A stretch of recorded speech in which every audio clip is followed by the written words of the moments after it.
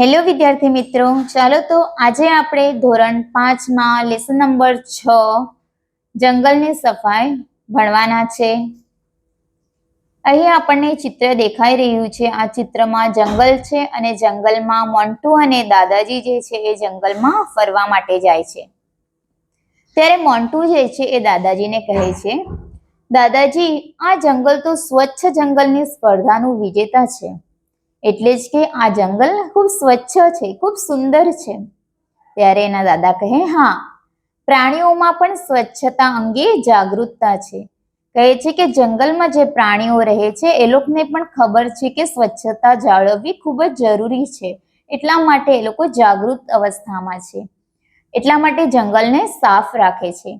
આપણે બધા મનુષ્યમાં જ તેના વિશે જાગૃતતા નથી. કહે છે કે મનુષ્યમાં સ્વચ્છતા વિશે જાગૃતતા નથી. ગમે ત્યાં કચરો મનુષ્ય ફેંકે છે, પરંતુ પ્રાણી જે છે એ જંગલમાં કચરો નાખતા નથી અને જંગલ જે છે એ સ્વચ્છ જંગલ આપણને દેખાઈ રહ્યું છે. તો ચાલો લેસનની શરૂઆત કરીએ. વૃક્ષો, વેલીઓ, પંખીઓ, પ્રાણીઓથી શોભતું એક સુંદર ગાઢ જંગલ એટલે સુંદરવન. આ જંગલમાં સૌ પ્રાણીઓ, પક્ષીઓ હળીમળીને રહેતા હતા. એક જંગલ હતું અને એ જંગલનું નામ હતું સુંદરવન. એ જંગલમાં વૃક્ષો, વેલી, પશુ પક્ષીઓ, અનેક લોકો રહેતા હતા અને એ જંગલમાં બધા હળીમળીને રહેતા હતા અને જંગલની સફાઈ રાખતા હતા. એથી એ જંગલ જે છે એ ખૂબ સુંદર દેખાતું હતું. ઉનાળાના દિવસો હતા. જંગલના રાજા જે છે સમીરસિંહ એકવાર દિવસે ફરવા નીકળ્યા. થાકીને ઝાડ નીચે બેઠા. એટલામાં તેણે જોયું જંગલના પ્રાણીઓના બચ્ચા જંગલમાંથી કચરો સાફ કરી રહ્યા હતા. સમીરસિંહે બધા પ્રાણીઓને પ્રેમથી બૂમ પાડી અને તેમને પાસે બોલાવ્યા. બાળકોને પૂછ્યું, તમે બધા શું કરી રહ્યા છો? ત્યારે કહે, જંગલનો કચરો શા માટે સાફ કરી રહ્યા છો? આપણા જંગલમાં સફાઈ કામદારો ક્યાં છે? મદનિયું બોલ્યું. કહે છે કે સિંહ જે છે એ પ્રાણીઓને કહે છે, તમે જંગલનો કચરો શા માટે સાફ કરી રહ્યા છે? ત્યારે મદન નામનું મદનિયું જે છે, મદનિયું એટલે જ કે હાથીનું બચ્ચું ને મદનિયું કહેવાય, એ બોલ્યું કે આપણા જંગલમાં સફાઈ કામગારો ક્યાં છે? એટલા માટે અમે સાફ કરી રહ્યા છીએ. નામદાર, અમને શાળામાં સ્વચ્છતા વિશે શીખવાડ્યું છે. જે જંગલ સૌથી સ્વચ્છ રહેશે તેને 20,000 વૃક્ષોનું ઇનામ સલૂ સરકાર તરફથી મળશે.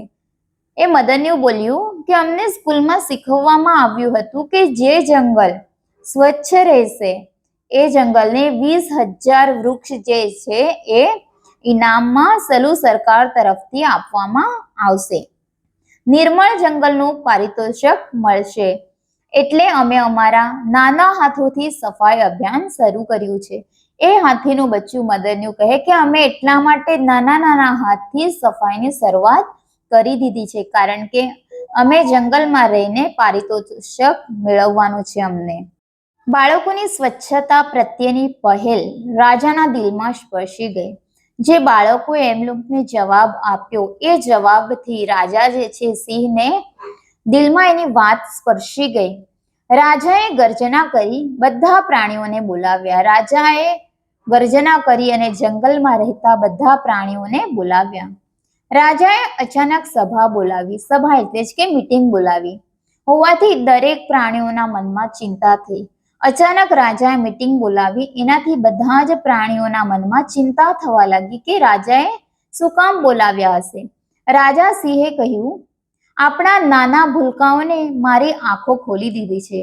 રાજા કહેવા લાગ્યા કે નાના પ્રાણીઓ બચ્ચા જે છે, ભૂલકા એટલે કે નાના બચ્ચાઓ મારી આંખ ખોલી દીધી છે. તેઓએ મને સ્વચ્છતાનું મહત્વ સમજાવ્યું છે.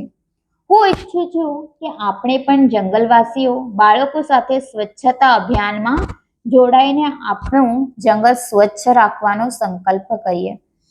એ સિંહ જે છે એ કહે છે કે બાળકોના નાના હાથે એ લોકો જંગલની સ્વચ્છતા કરી રહ્યા છે, સ્વચ્છ અભિયાન ચલાવી રહ્યા છે. તો આપણે પણ બધા સૌ મળીને જંગલની સફાઈ કરીએ અને સંકલ્પ કરીએ. બધા જંગલના પ્રાણીઓ, ભૂલકાઓ અને રાજા સાથે સ્વચ્છતા અભિયાનમાં જોડાયા. બધા જે જંગલમાં રહેતા પ્રાણીઓ, પક્ષીઓ બધા જે છે એ જંગલની સફાઈમાં લાગી પડ્યા.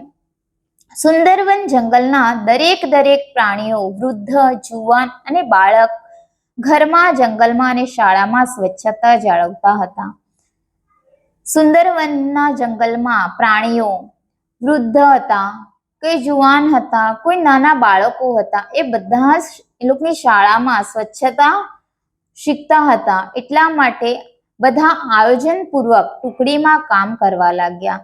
સ્કૂલમાં એ લોકોને શીખવવામાં આવ્યું હતું કે એક ગ્રુપ પાડીને, એટલે જ કે ગટ કરીને, સમૂહમાં રહીને સફાઈ કરવાની. એવી જ રીતના અનેક જુદી જુદી ટુકડી બનાવીને સફાઈ કરવા લાગ્યા. બધા પ્રાણીઓએ જુદી જુદી ટુકડી બનાવી, એટલે જ કે ગ્રુપ બનાવ્યા.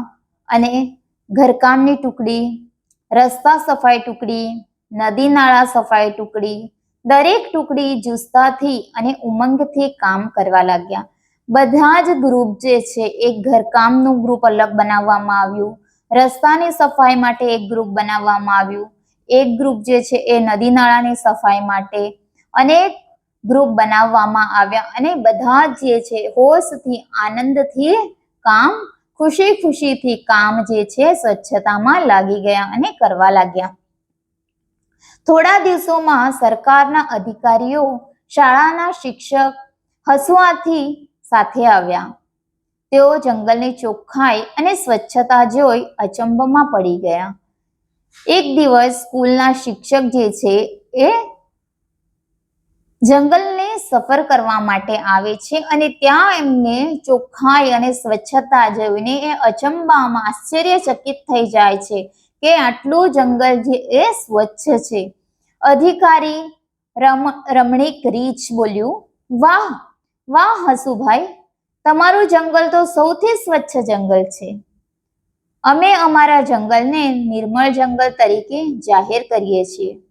અધિકારીની ઘોષણા સાંભળી જંગલના પ્રાણીઓમાં ખુશીનો પાર ન રહ્યો. હવે રીંછ જે છે એ બોલ્યું કે તમારું તો જંગલ છે ખૂબ સ્વચ્છ છે, તમારા જંગલને નિર્મળ જંગલ તરીકે અમે જાહેર કરીએ છીએ, એટલે કે સ્વચ્છ જંગલ તરીકે અમે જાહેર કરી દઈએ છીએ. અધિકારીઓની ઘોષણા સાંભળીને જંગલના પ્રાણીઓ જે છે બધા ખૂબ ખુશ થઈ જાય છે. અંતે સમીર રાજા બોલ્યા, આ અમારા જંગલના ભવિષ્યના નાગરિકોને કારણે જ શક્ય બન્યું. અમે બધા જંગલના પ્રાણીઓ તેઓના ખૂબ ખૂબ આભારી છે. જંગલના રાજા સિંહ બોલ્યો કે આ જે છે જંગલના ભવિષ્યના નાગરિક, એટલે જ કે નાના પ્રાણીઓના બચ્ચા છે, એમના પાસેથી જ અમને એ શીખવણ મળી અને એ જ અમે બોધ એ લોકોના પાસેથી લઈને અમે જંગલની સફાઈ કરી અને ખૂબ ખૂબ અમે આભારી છે એ લોકોના. હવે કહો, સ્વચ્છતા પ્રત્યે આપણે વધુ સમજદાર કે પ્રાણીઓ વધુ સમજદાર? તો એ પાઠપણથી આપણે એ શીખવાનું છે કે જંગલના પ્રાણીઓ પણ જંગલમાં રહીને જંગલની સફાઈ કરે છે અને જંગલને સ્વચ્છ, નિર્મળ બનાવવાનો પ્રયત્ન કરે છે. તો આપણે તો મનુષ્ય જાતિમાં રહીને પણ કચરો આમ તેમ ફેંકીએ છીએ અને સ્વચ્છતા રાખતા નથી. તો આ પાઠપણથી આપણે સમજવાનું કે આપણાથી વધારે સમજદાર પ્રાણીઓ છે અને પ્રાણીઓ જે છે એ સ્વચ્છતા રાખે છે. તો આપણે પણ સ્વચ્છતા રાખવી જોઈએ.